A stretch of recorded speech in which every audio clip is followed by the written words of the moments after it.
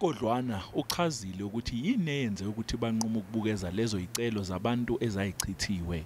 Ngenxa yezinselelo abantu ababhekane nazo, iSASSA ikubone kubalekile ukucubungula zonke izicelo engaphumelelanga ukuba abantu bakithi bakwazi ukuthola usizo ngesikhathi esinzima izwe esibhekane naso.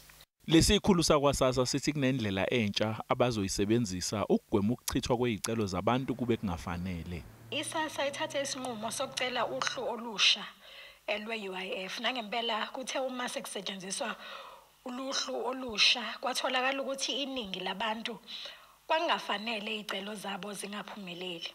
Sikhuluma nje zonke lezi zicelo zibuyekeziwe zagunyazwa ukuba zikhokhelwe.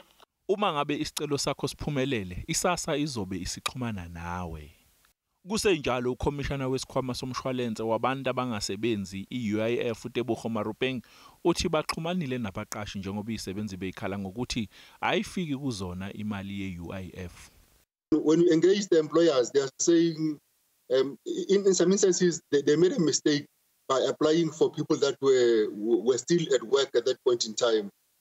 Some of them have not declared the full workforce that is working for them. Bangaphezulu kwezigidi ezimbili abantu asebekhokhelwe nguSASSA lemali yabo engamakhulu amathathu namashumi amahlanu amarandi abayethenjiswa uHulumeni. Kanti iSASSA inethemba lokuthi lolu hlelo olusha olusebenzisayo luzosiza kakhulu ekutheni zenyuke izibalo zalabo abakhokhelwayo.